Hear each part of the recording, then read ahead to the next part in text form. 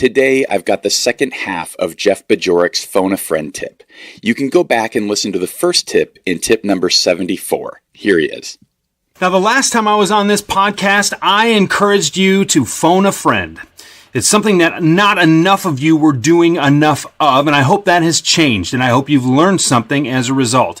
Now, I want to take a little spin on that. I want you to make a phone call, maybe drop in on someone in person, buy them a cup of coffee.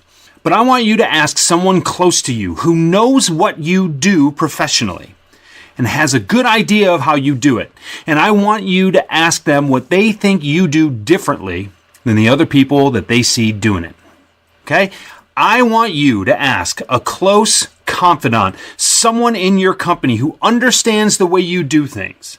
Maybe it's your teammate if you're on a sales team, right? Maybe it's someone that has worked with you for a long time and has seen you in the trenches. Maybe it's your manager. Maybe it's the person who just hired you if you're brand new in this role. I want you to ask them what they think you do differently.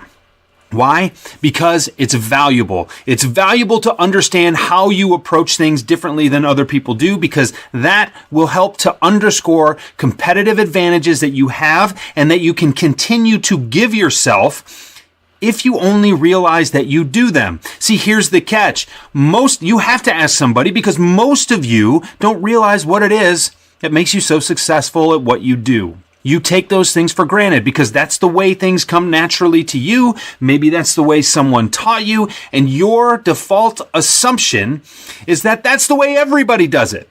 I've learned this in my career, and everybody I have pointed this out to, when they go and ask somebody else, inevitably learn something that is beneficial to their approach and their ability to make sales going forward. So this is a little tricky. You got to get a little vulnerable with someone that you trust. And you have to ask them what they see you doing that is different from the other people that they see doing it. This kind of information is invaluable to you if you can use it.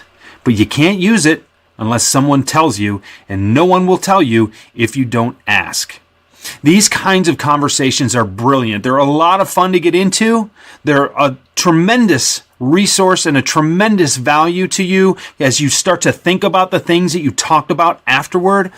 But these are the things that separate the really, really great from those who just show up every day, punch a time card, and collect a commission check, a small one, every once in a while.